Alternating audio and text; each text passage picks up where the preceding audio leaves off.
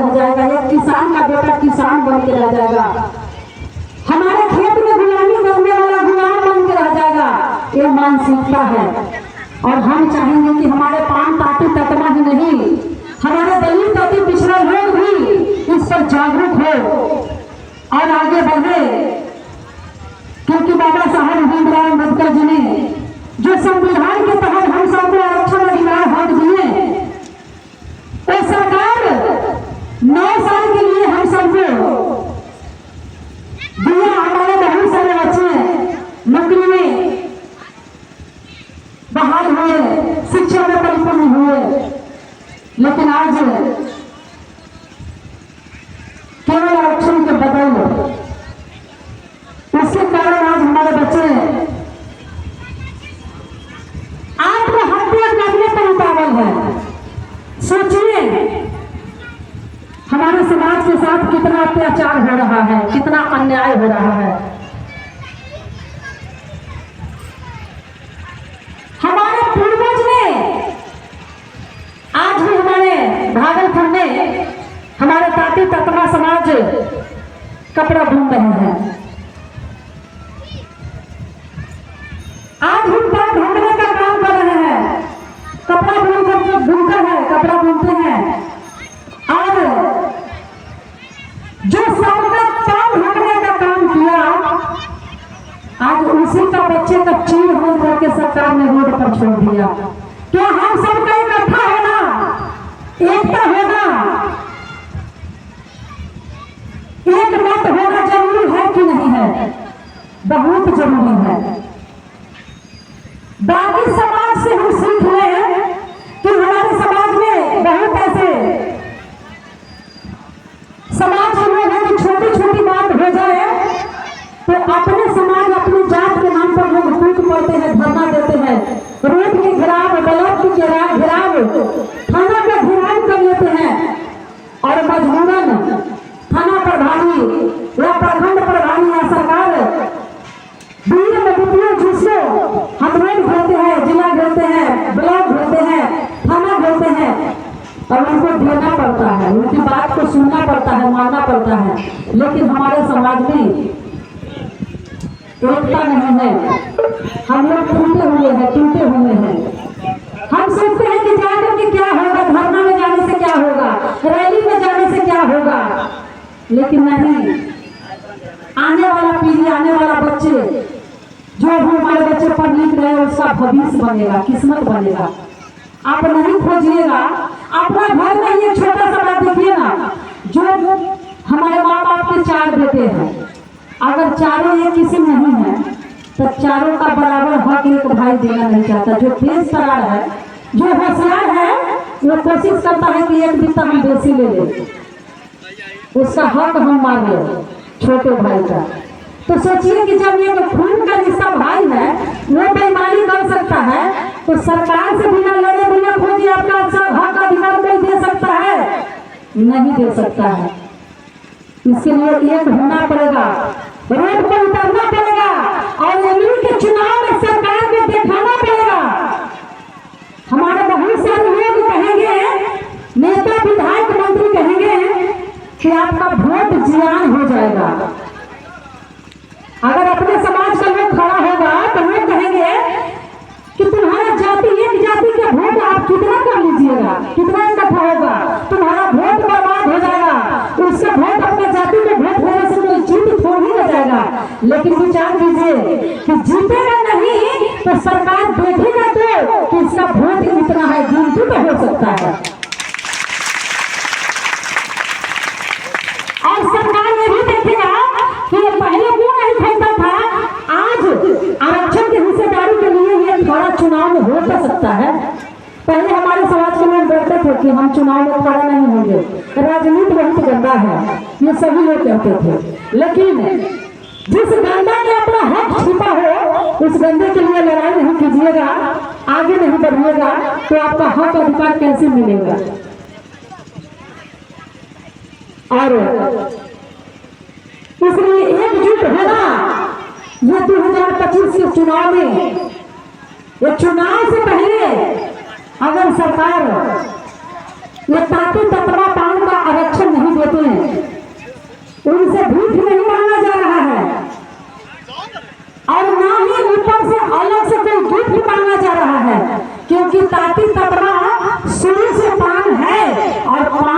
दर्जा चाहिए, जिससे सरकार दे करके हटा दिया। बस वही चाहिए, और इसके लिए हम सबको ये होना पड़ेगा। एमपी के चुनाव में हमारे अखिल भारतीय पार्टी महासंघ के राष्ट्रीय अध्यक्ष, इंडियन इनकलाब पार्टी के राष्ट्रीय अध्यक्ष इंजीनियर आरपी गुप्ता की तरफ से वो जो कहेंगे, जिधर कहेंगे वोट देने के लिए, बस उधर हम लोग को होना है, अलग कहीं नहीं, किसी के बहकावे में नहीं पड़ना है। क्योंकि आज दिखा देना है, इस बार बहुत दुख होता है। आरक्षण के लड़ाई के लिए हमारे समाज कितना बलिदान हो रहे हैं, कितना कुर्बान हो रहे हैं। कितने बच्चे आरक्षण न होने के कारण आत्महत्या कर लिया।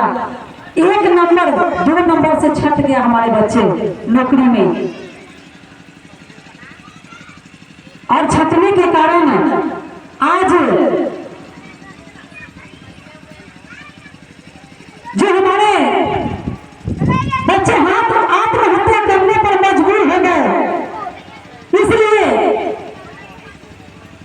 कि माँ बाप ने मेहनत मजदूरी करके बच्चे को पढ़ा लिखा के आगे बढ़ाते हैं, जमीन बंधक धो देते हैं, धरना धो देते हैं, गहना शरीर की बेच देते हैं कि बेटा पढ़ जाएगा, नौकरी करेगा तो ढेर सारा गहना हो जाएगा, बढ़िया जमीन खरीदा जाएगा, पैसा होगा तो घर मकान बन जाएगा।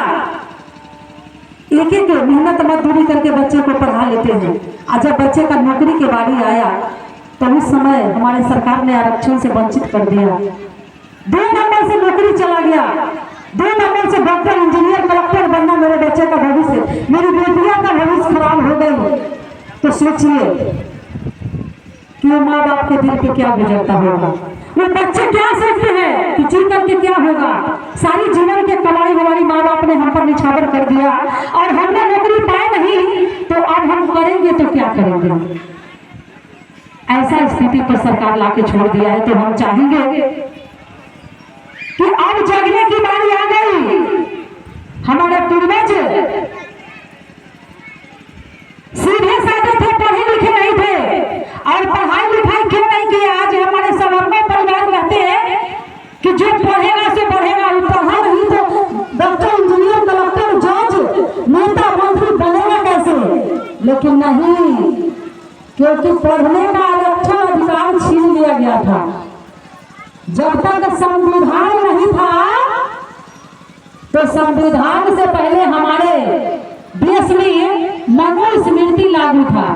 और मनुस्मृति का मतलब समझते हैं, जाति को 4 भाग में बांटना, ब्राह्मण, क्षत्रिय, वैश्य, शूद्र। पढ़ने का अधिकार केवल ब्राह्मण और क्षत्रिय का हक था, लेकिन शूद्र का पढ़ने का कोई हक नहीं, क्योंकि शूद्र का काम है जितना कूड़ा कचरा साफ करना, गोबर करसी उठाना, मेहनत मजदूरी, हल चलाना, किसी का घर के सफाई करना, यही काम था। और इसीलिए हमारे समाज नहीं पढ़े। ये बाबा साहब का देन है कि पढ़ने का अधिकार मिला। आज पढ़ लिख करके कुछ बनना चाह रहे हैं, तो आज की सरकार के पेट में हजम नहीं हो रहा है। अगर बड़े बड़े पोस्ट पर हमारे समाज के लोग नौकरी पेशा में रहते हैं, उसको इतना न प्रताड़ित किया जाता है कि तू नीच जात है, तू हरिजन है, अनेकों तरह से सताया जा रहा है। इसके लिए लड़ना पड़ेगा, आगे बढ़ना पड़ेगा, अपने रैली में, अपने धरना में जाना पड़ेगा, अपने समाज का, अपना नेता का बात सुनना पड़ेगा। और हमारे समाज में ऐसे ऐसे बुद्धिजीवी लोग हैं, जैसे हमारे डॉक्टर साहब और हमारे ये भैया, ये भाई जो वार्ड सदस्य है आपके पंचायत में, इनकी बात में सुनना पड़ेगा और इनको सपोर्ट का ढंग से देना पड़ेगा। तब अपने समाज का विकास होगा, तब हक अधिकार मिलेगा। इसलिए समझने की बारी आई है। और गीत जो आप लोग सुनने के लिए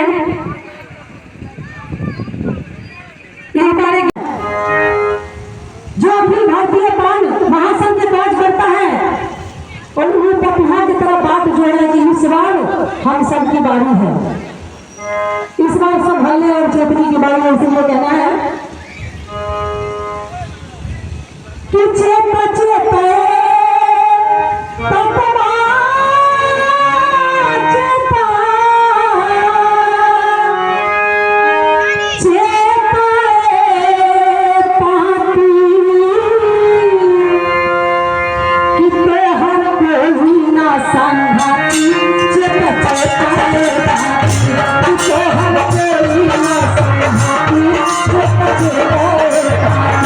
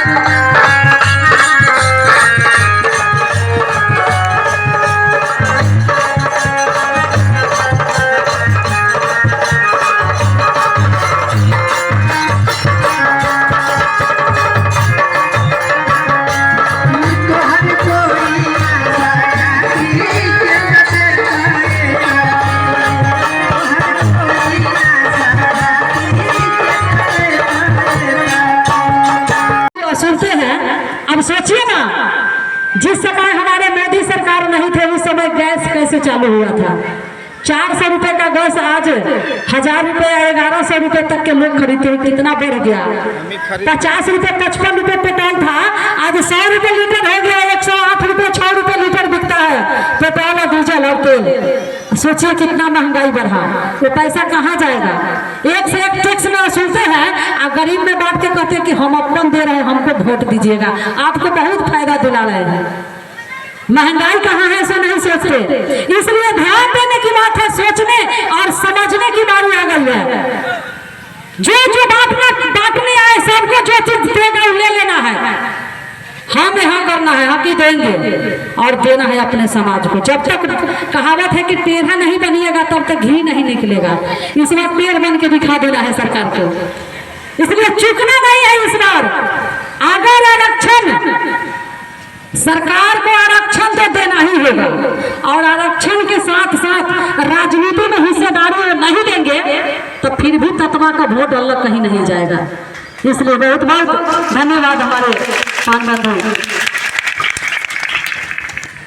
न पढ़ने लिखने के कारण आज हमारे समाज, हमारे पूर्वज सीधे साधे रहने के कारण वर्षों से लूटा गया उनको, और आज तक भी हमारे पढ़े लिखे भाई को भी लूटा जा रहा है। किस तरह से कि जंगल में जो परिवार संपन्न है, जिन्हें आर्थिक स्थिति से मजबूत है, उनका बच्चा देश विदेश में जाकर अच्छी पढ़ाई करके आए तो जिसमें ज्यादा नंबर होगा, टॉप होगा, फर्स्ट होगा, नौकरी तो पहले उसे मिलेगा ना। और हमारे समाज में जो हमारे ताती ततवा दान समाज के लोग गरीब हैं, जो मेहनत मजदूरी करके सरकारी स्कूल में पढ़ाए, ट्यूशन कोचिंग पढ़ा करके हमारे बच्चे कम नंबर से पास किए, भला उसे नौकरी कैसे मिलेगा। वो तो छटेगा ही। इसीलिए बहुत जरूरी है समझना और अपने बच्चे को मेहनत से आज पढ़ाई बहुत जरूरी है। इसलिए शिक्षा पर आधारित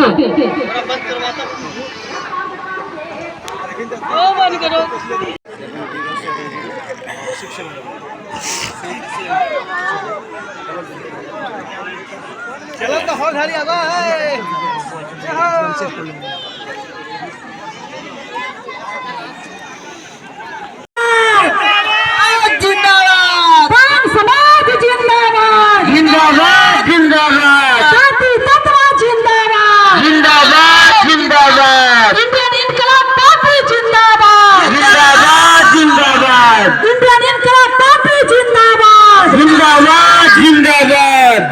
इस बार दिखा देना है सरकार को।